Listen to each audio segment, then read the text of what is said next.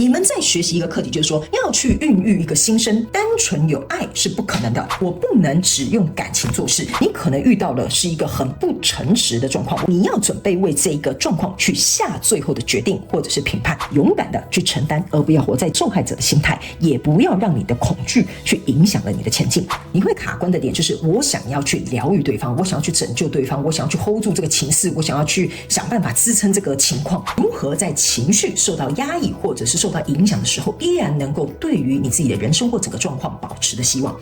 Hello， 水瓶座的朋友们，大家好，我是 Jane。今天这个影片是要给水瓶座各位昂贵的朋友们的正能量运势牌卡解读哦。那我们正能量运势牌卡解读没有任何时间上面的这个限制，所以如果你不是在我们首播的时候看到这一则影片，我会建议你以当下的季节或前后推敲3个月的时间，通通都可以。影片下方资讯栏有详细的影片说明。那当然呢，我个人认为什么时候看见就是最适合你的时间，你可以不需要拘泥这些时间上面的问题，享受这些讯息要为你带来的协助就可以了 ，OK 哈。好，那么今天呢，一样在这个准备要进入到你的正能量运势牌卡解读之前呢，我们会先来说明有关于这一次的这个整体架构跟流程啊。首先呢，我们正能量运势牌卡解读会分为上下半场。那上半场的部分就是我目前在洗牌跟先牌的这个部分，我们会分为3个面向。第一个部分，我们会先来看看各个月份的这个能量场的轮廓。第二个部分，我们会来看看在哪些状况在这一季里面呢，或者是在哪些面向你会感觉到内耗。第3个部分，我们会来看看，如果你希望这一季能够运转得很顺利的话呢，那你需要具备哪些内在的力量 ？OK， 紧接着我们就会进入到下半场的延伸牌卡解读。那下半场的延伸牌卡解读，我们会分为5个部分。第一个部分，我会请宇宙来验证我在上半场要传递给你的讯息的内容。我们会用宇宙验证牌卡来看各个月份以及整个季度的症结点细节，还有可能会发生的事件。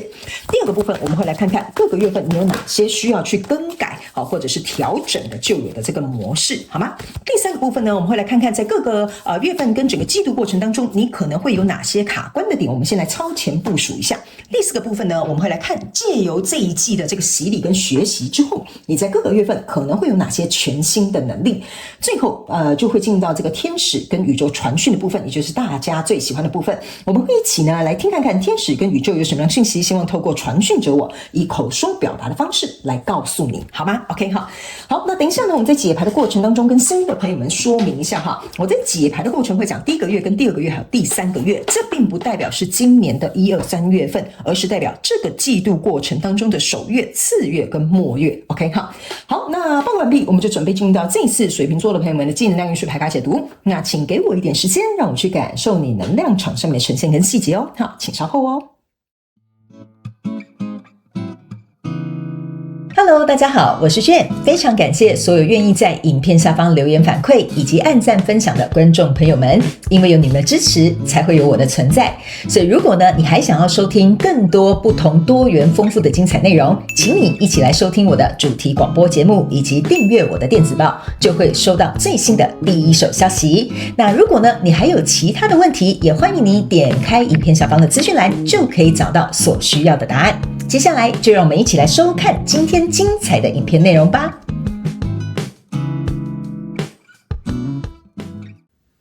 OK， 好，行，我个人会感觉呢，水瓶座的朋友们，你这个季度的能量场哈，比较像是有一个人事物在困扰你。OK， 那这一季呢，我必须要说呢，应该是说它一开始是困扰。但是后面会有一些事件会发生，就是说这个是我再重新讲一次好了，就这个人事物呢，你已经看到它有一个状况存在，可能是一个困扰，可能是一个状况不乐观的状况，然后呢，你也在这一季的过程当中去思考，那这个东西到底比如说是有救还没救，要不要继续，或者是要不要经营。那最后在这个季度的这个结尾的能量呢，我个人会感觉有一个事件会让你更加的有点像是压倒骆驼的最后一根稻草，让你能够真正去看见这个人事物到底接下来走向是什么。OK 哈，所以呢，我觉得这个走向也非常有趣。如果真的要看出一个明确的走向，应该是在下一季。但是我们先告诉你这一季大概会有什么样的状况，好不好？好，来，首先呢，我们在这一季的第1个月份呢，你看到这个是钱币侍者，然后 Temperance， 然后还有这个是权杖4。OK，这三张牌卡在你第一个月份能量场来说哈，对我来讲就是你可以看哈，这个权杖四呢在这里，这边呢有一个当然没有到那么夸张家破人亡哈，但是你可以看得出来哈，这边呢就是乌云密布，然后这个家也是破破烂烂的，这两个人穿的衣服也是有点脏脏的哈。我个人会感觉呢哈，这边我先跟新来的朋友们补充一下，如果你要来到我的频道听我的这个牌卡解读的话呢，你必须呢要跟我一起灵活运用妈妈生给我们的大脑，意思就是说我给你的这些讯息内容，你要能够帮助你自己去最大利益化，就是帮助你能够达到一个极大值 ，OK？ 所以呢，等一下我在解牌的过程当中呢，你可以自行灵活运用，套用在你交手相关状况、人事物、事件、梦想或目标，甚至是关系还有投资跟项目都可以 ，OK？ 角色可以互换，没有任何性别、时间上面的限制，但是你要灵活运用这些讯息哈。好，那我准备开始了哈。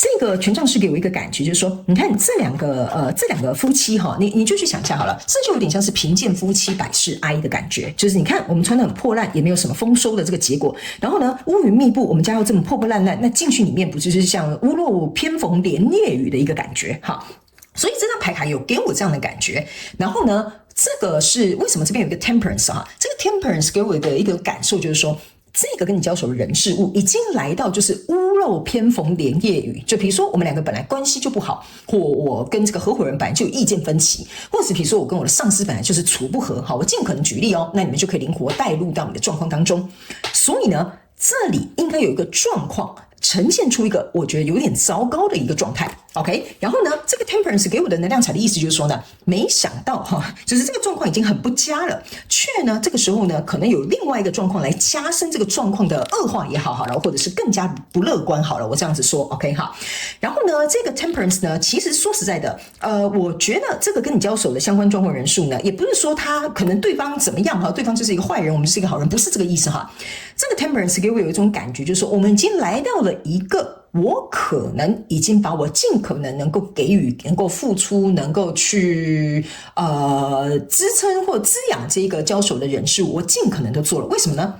因为你注意看哈，这个 temperance 是拿一个圣杯哈，在浇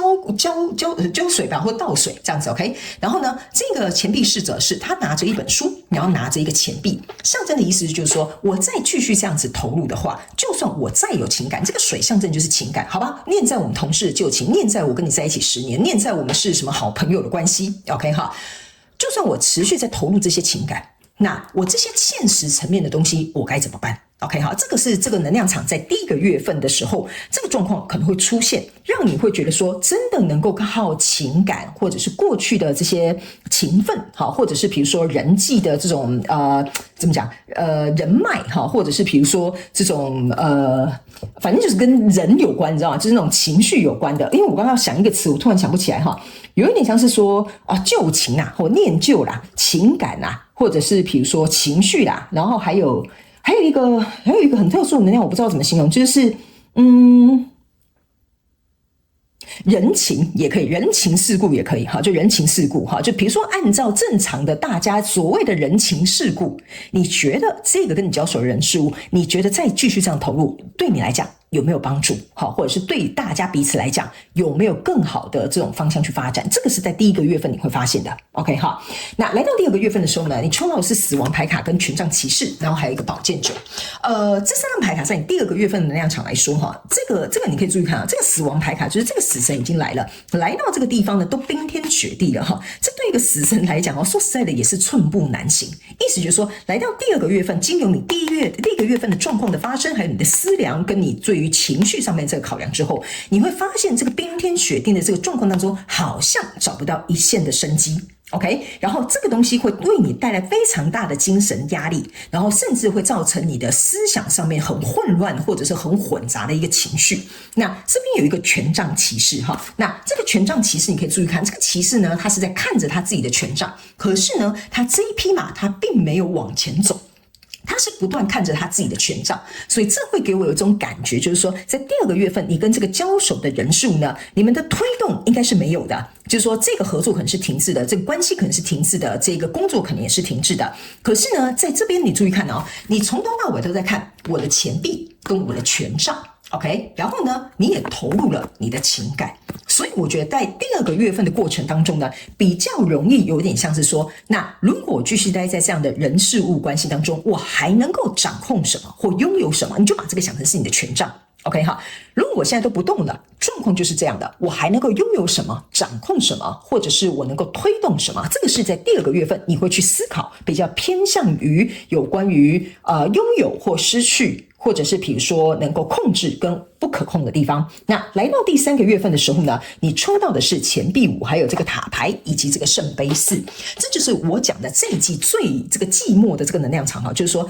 你原本在这边想的屋漏偏逢连夜雨就算了，来到这边有一个塔牌事件，连这个家都烧起来了，你懂我的意思吗 ？OK 哈，所以我不知道在第3个月份会发生什么样的事件，我们等一下到下半场延伸牌卡解读，我们再来详细分析哈。反正在第3个月份应该是会有一个事件发生，把原本这个甚至连这个仅剩的一点点这种地基啊都烧毁它了 ，OK 哈。所以当这样的状况跟事件再一次的从第1个月发生到第3个月发生，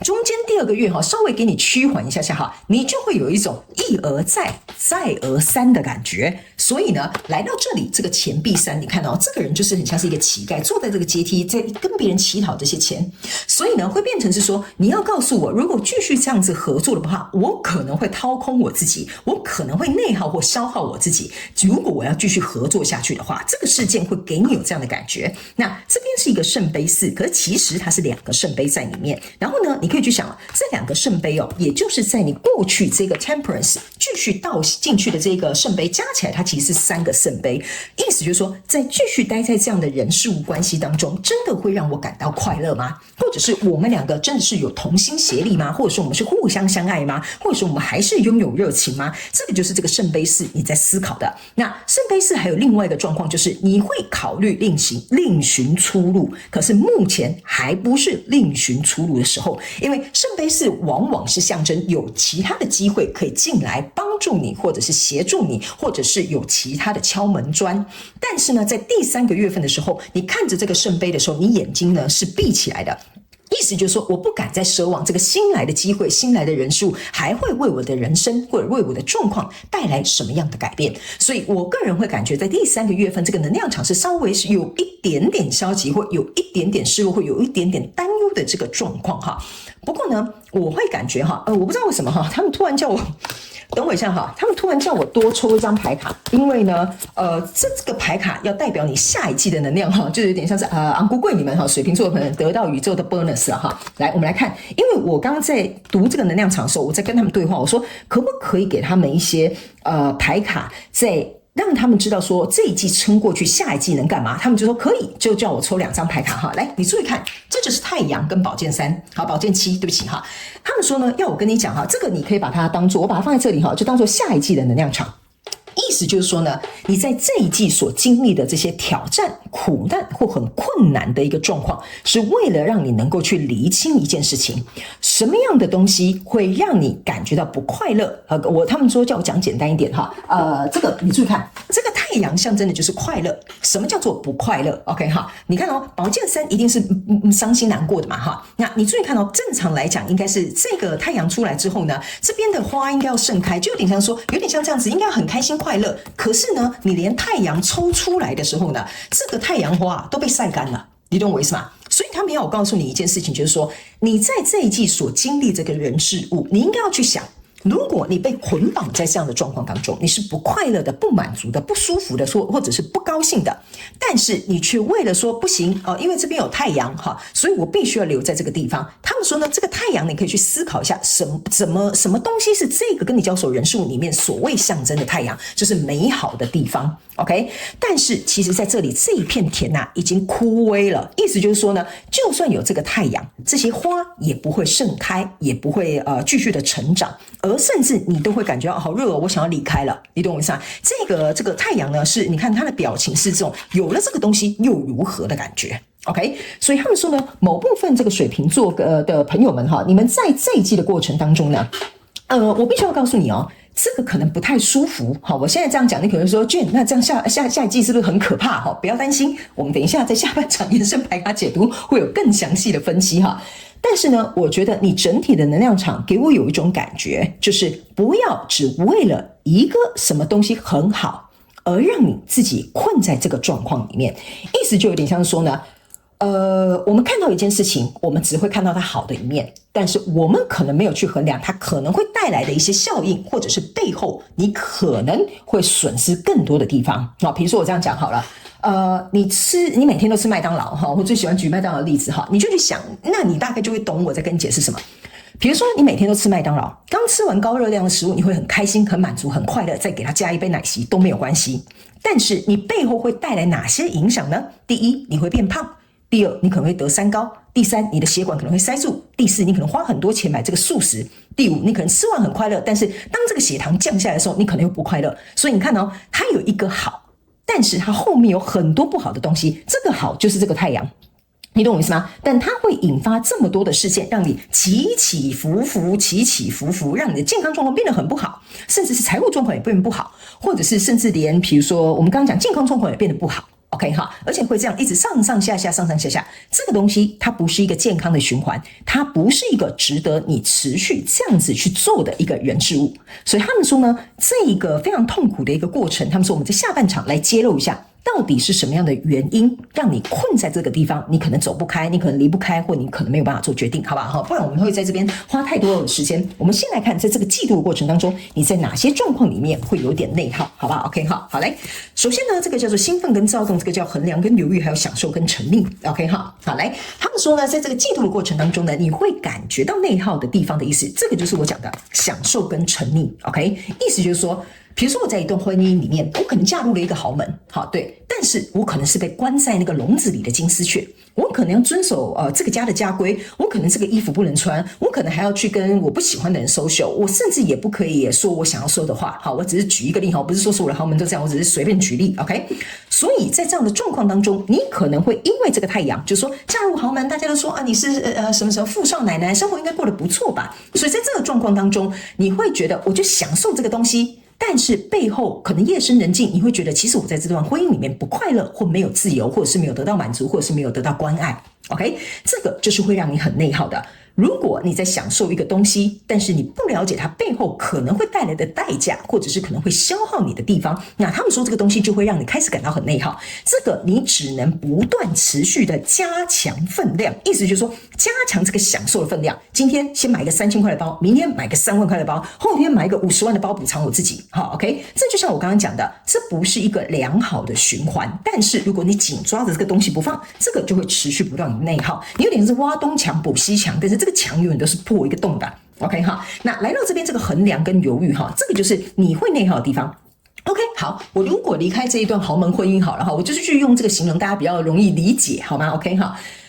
就是我如果离开这一段豪门婚姻的话，我要去衡量啊，那我原本都不用工作，那现在我就要开始工作了，对吧 ？OK 哈，那我开始工作的话，我可能消费生活习惯也要变得不一样了，这个就是你会去衡量跟犹豫、感到内耗的地方。我想要这个。但是我不想要那个，可是如果我离开了这个，我就没办法拥有这个、那个跟什么了，你懂我意思吗？所以这个东西也会让你感到内耗，所以你可能会抓着一个点，可是却放弃了很多点，这就是我刚刚在讲的一个东西。所以这个衡量跟这个犹豫跟这个来来回回的思考，会让你感觉到很耗能。这就是我刚刚讲的这个保健酒，你会感觉有很多脑袋上面的东西一直转，然后这个保健是象征的又是一个思绪，然后你很渴望有一个能够去让你这件事情明了，或者是能够有一个清楚的这个结果的东西，也没有办法出来，因为这是一个漩涡啊，你懂我意思吗？你会陷在这个漩涡里面的。那在这里呢，还有一张牌卡叫兴奋跟躁动 ，OK 哈。那这张牌卡呢，其实就是要告诉你哈，为什么我会说呢？你在交手的这个人事物呢，它可能可以为你带来短暂的快乐，但是可能长远来讲，对你可能并不适合。这个也就是你在这个面向当中，你会去感到内耗的。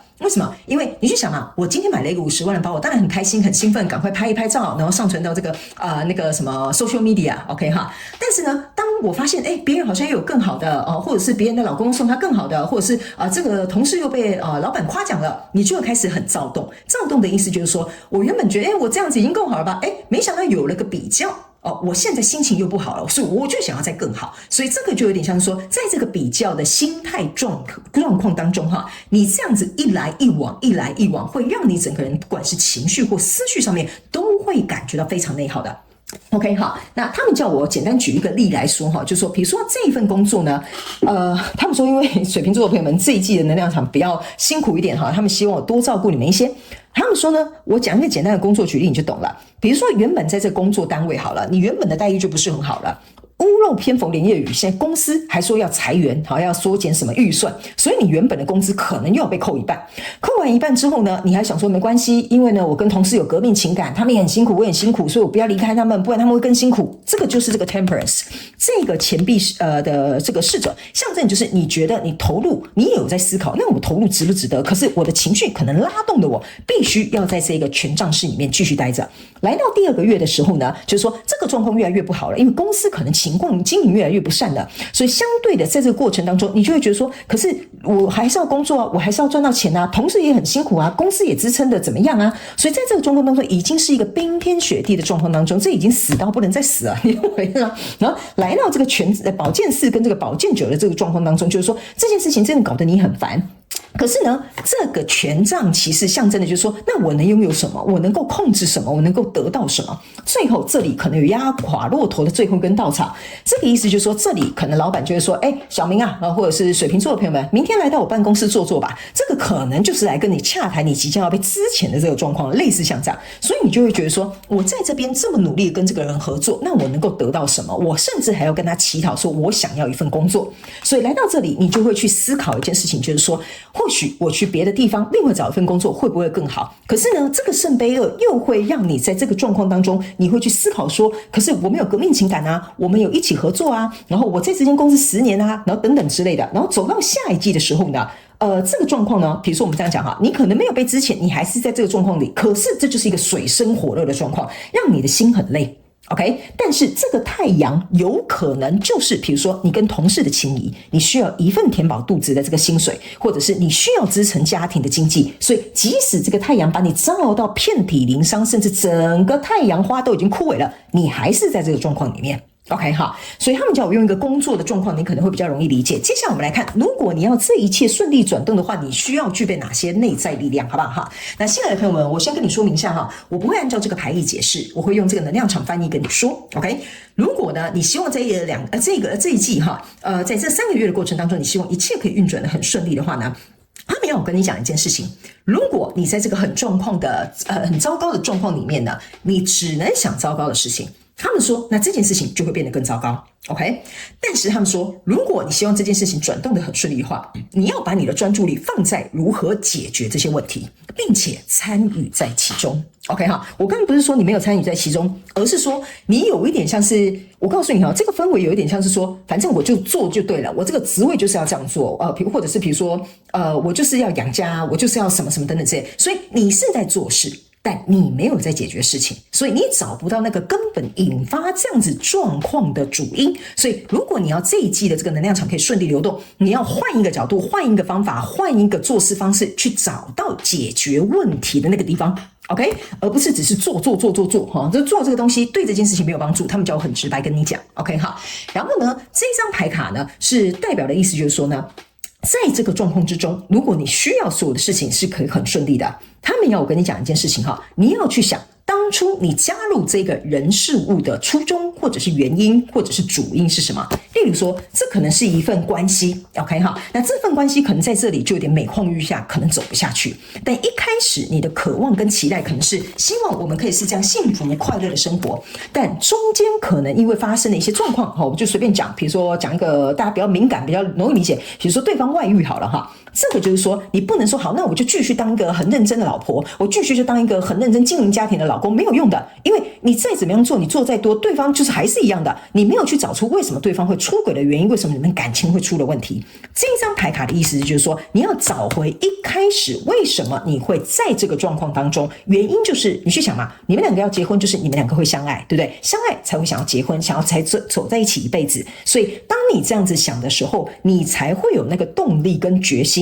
去想到解决这个问题的方法。这件事情才会因为这样串联起来，才会开始有个变动，好吗 ？OK 哈，好，我觉得呢，水瓶座的朋友们这一次的能量场比较沉重一点点哈，但是你不要担心，等一下我们现在就要进入到下半场的延伸牌卡解读了。那在下半场的延伸牌卡解读呢，我会来跟你详细的分析，用宇宙验证牌卡来验证各个月份的能量场跟症结点，还有可能会发生的事件。第二个部分，我们会来看每个月份你有哪些需要改变的旧有的模式，以及在各个月份跟整个记录过程当中，你可能会遇到哪些卡关的点。第四个部分，我们会来看看在每个月份你经由这一季的洗礼，你会拥有哪些全新的能力。最后，我们会进入到大家最喜欢的天使跟宇宙传讯，好不好哈？所以呢，如果你也想要来加入到我们下半场的延伸牌卡解读，我们下半场的延伸牌卡解读的影片就在这一则影片下方的资讯栏的第一行，你会很轻松找得到它。OK， 也欢迎你们以行动来支持我们的频道。OK 哈，那以上半场的这个轮廓，稍微给这个水瓶座我们的朋友们哈，稍微了解一下下。那也非常感谢水瓶座的朋友们来收看我的影片，也希望你会喜欢。那我们就下半场延伸牌卡解读见喽，拜拜。